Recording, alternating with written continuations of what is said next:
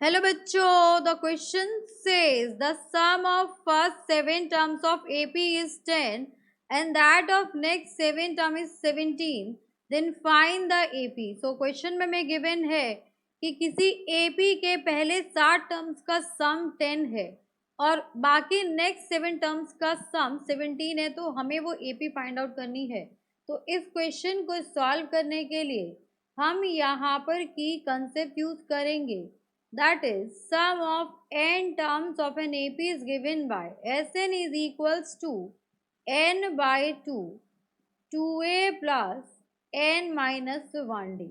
so यहाँ पर हमें ये गिवन है कि sum of first 7 terms that is S7 is equals to 10 and next given है हमें S14 minus S7 is equals to 17 because आगे के नेक्स्ट टर्म का सम यानी कि टोटल 14 टर्म्स होंगे जिसमें से इनिशियल हम S7 माइनस कर देंगे तो बाकी वाले आ जाएंगे आपके पास। सो हम पहले S7 फाइंड आउट करते हैं। So S7 where n will be equals to, यहाँ पर 7 हो जाएगा। So 7 by 2 this will be 2a plus n minus 1d, ये आपका एज इट इज रहेगा।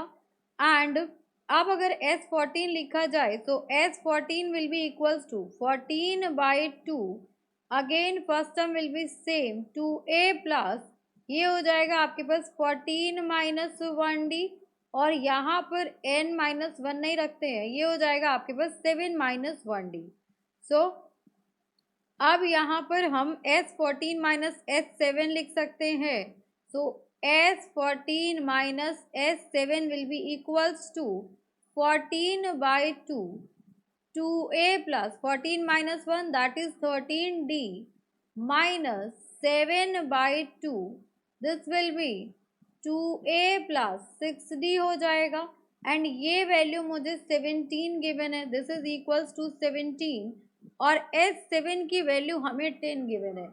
दैट मीन्स ये वाली वैल्यू मुझे 10 गिवन है। तो यहाँ पर देख लेते हैं पहले, ये हो जाएगा आपके पास 14 by 2 this will be 2a plus 13d and यहाँ से अगर मैं इसे 2 से ऊपर नीचे मल्टीप्लाई कर दूँ तो ये हो जाएगा अगेन आपके पास 14 by 4 and this will be 2a plus 6d and इसको भी अगर मैं मल्टीप्लाई कर दूँ, यहाँ पर एलसीएम ले लेते हैं तो एलसीएम कितना आ जाएगा, इसको एज इट इज रहने दीजिए 7 बाई 2 ही रहने दीजिए और सीधा हम एलसीएम लेंगे तो एलसीएम 2 आ जाएगा। दिस विल बी 14 2 ज़ा 28a प्लस 14 इंटू 13, तो 14 को 13 से मल्टीप्लाई करेंगे तो ये हो जाएगा 52 एंड देन 13 1 ज़ा 13, 13 plus 5 will be 18, so 182d आ जाएगा।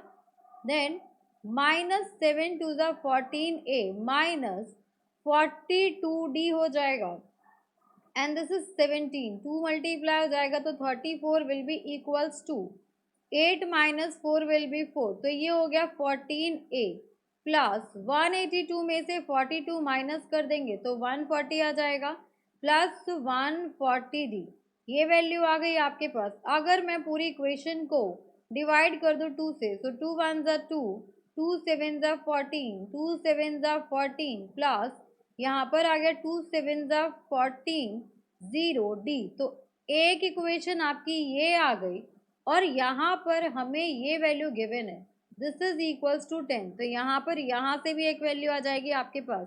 We know that S7 is equals to 7 by 2 2a plus 6d और ये आपको 10 गिवन है, 10 को 2 से मल्टीप्लाई करेंगे सो 20 विल बी इक्वल्स टू 7 2 ज़ा 14a एंड 7 6 ज़ा 42d, यहाँ से ये भी वैल्यू आ गई है आपके पास। अब अगर हम यहाँ पर इसको डिवाइड कर दे 2 से, so this will be 10 is equals to 7a plus 2 2 ज़ा 4 2 1 ज़ा 2d।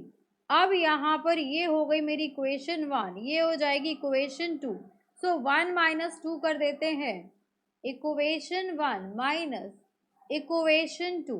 सो इक्वेशन 1 क्या है आपकी, that is 7a plus 70d, इसमें से मैं माइनस करना है 7a minus 21d, that will be equals to 17 minus यहाँ पर 10 आ जाएगा, so 17 minus 10 will be 7, यहाँ पर ये कैंसिल आउट हो गया, 10 minus 1 is 9 and 6 minus 2 will be 4, so 49d, so d will be equals to 1 by 7. अब d की वैल्यू 1 by 7 आ गई तो a भी फाइंड आउट कर लेंगे, so put d equals to 1 by 7 in equation 1. so equation 1 क्या है आपके पास, equation 1 is 17 is equals to 7a plus 70d, हमें इक्वेशन यही गिवन है।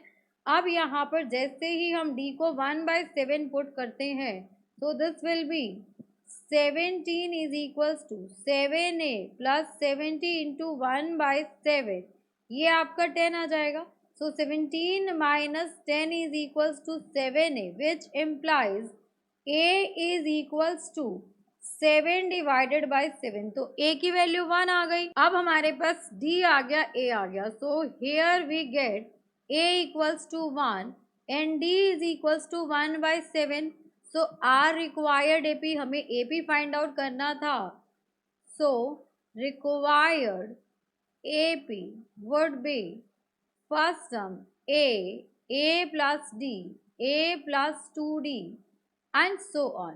तो यहाँ पर आपको a1 गिवन है, so 1 comma 1 plus 1 by 7 comma 1 plus 2 by 7 comma and so on, so this will be 1 comma 8 by 7 comma 9 by 7 comma and so on। so for this question, this is our required answer. Hope you understood it very well. Thank you so much. Best of luck.